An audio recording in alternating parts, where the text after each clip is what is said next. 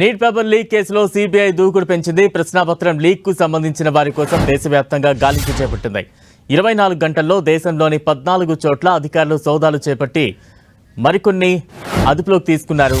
మరోవైపు పూణేకు చెందిన botany lecturer Manisha గురునాథన్ను CBI అధికారులు రౌస్ అవెన్యూ కోర్టులో హాజరుపరిచారు.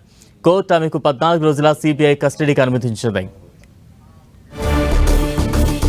ఇక తాజా అప్డేట్స్ అందించేందుకు మా ప్రతినిధి అజయ్ సిద్ధంగా ఉన్నారు. అజయ్, మనం చూడొచ్చు, నీట్ పేపర్ లీకేజ్ లో మరో అరెస్టు నమోదైనటువంటి పరిస్థితి కనబడుతుంది. మనకు నీట్ పేపర్ లీకేజ్ లో సిబిఐ కొంత దూకుడుగా వ్యవహరిస్తుందని చెప్పుకోవచ్చు. గత 24 గంటల్లో దేశంలో 14 చోట్ల సోదాలు నిర్వహించినటువంటి పరిస్థితి మనకు కనబడుతుంది. ఇందులో భాగంగా మరొకరిని అరెస్ట్ చేసినటువంటి పరిస్థితి కనబడుతుంది. లెక్చరర్ మనీషా గురునాథన్ కు సిబిఐ అరెస్ట్ చేసి రెవెన్యూ కోర్టులో హౌస్ రెవెన్యూ కోర్టులో ప్రవేశపెట్టగా 14 రోజుల కస్టడీ కూడా అనుమతించినటువంటి పరిస్థితి మనకు కనబడుతుంది. కొంత రౌస్ రెవెన్యూ కోర్టుతో కస్టడీకి ఇవ్వడం, మనీష్ గురునాథన్ ను కస్టడీకి ఇవ్వడంతో ఈ విచారణ అనేది మరింత వేగవంతం అయ్యే అవకాశం అయితే కనబడుతుంది. ఇప్పటికే మనం చూసుకోవాలంటే మాస్టర్ మైండ్స్ ను కూడా సిబిఐ కస్టడీకి తీసుకుంది. ప్రొఫెసర్ కులకర్ణి మనీషాను 10 రోజుల కస్టడీ తీసుకొని ఇప్పటికే విచారిస్తున్న విషయం అయితే మనకు తెలిసిందే.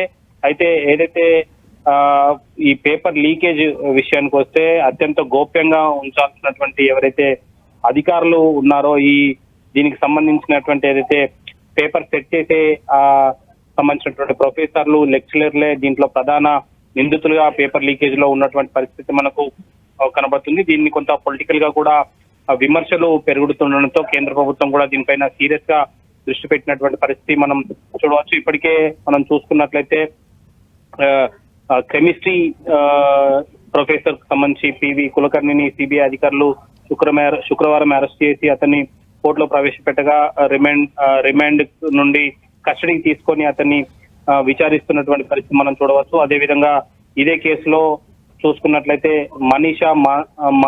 మనీషాను కూడా ఈ జీవశాస్త్ర నిపుణురాలు ఈమెను కూడా పోలీసులు కస్టడీకి తీసుకొని దర్యాప్తు సంస్థలు కస్టడీకి తీసుకొని విచారణ చేస్తున్నటువంటి సందర్భం అయితే మనకు చూడవచ్చు. ఇట్లా పరీక్షకు సంబంధించి ఏదైతే నీట్ ఎగ్జామ్ కు సంబంధించినటువంటి అరెస్టులు అయితే కొనసాగుతున్నటువంటి పరిస్థితి మనం చూడవచ్చు. ఇందులో 24 గంటల్లో 14 చోట్ల సోదాలు చేసినటువంటి పరిస్థితి కనబడుతుంది. ముఖ్యంగా ఏదైతే టెక్నికల్ సంబంధించినటువంటి ఆధారాలను సేకరిస్తున్నటువంటి పరిస్థితి, ఎక్కడైతే వీరు కోచింగ్ సెంటర్ పేరుతో విద్యార్థుల దగ్గర నుండి భారీ స్థాయిలో డబ్బులు వసూలు చేసి కోచింగ్ సెంటర్ నిర్వహించారో దానికి సంబంధించిన చోట్ల టెక్నికల్ సంబంధించినటువంటి ఆధారాలు అయితేనేమి, అక్కడ వారికి నోట్స్ రాయించినటువంటి బుక్స్ అయితేనేమి, విద్యార్థులు వారి తల్లిదండ్రుల దగ్గర నుండి ఏ రూపకంగా వీళ్ళు డబ్బులు తీసుకున్నారు, దీనికి సంబంధించినటువంటి అంశాలన్నిటి కూడా ప్రశ్నిస్తూ ఎప్పటికప్పుడు వివరాలను అయితే దర్యాప్తు సంస్థలు సేకరిస్తున్నారు. ముఖ్యంగా లీకేజ్ కు పాల్పడినటువంటి వ్యక్తులు ఎవరైతే ఉన్నారో వారికి అదేవిధంగా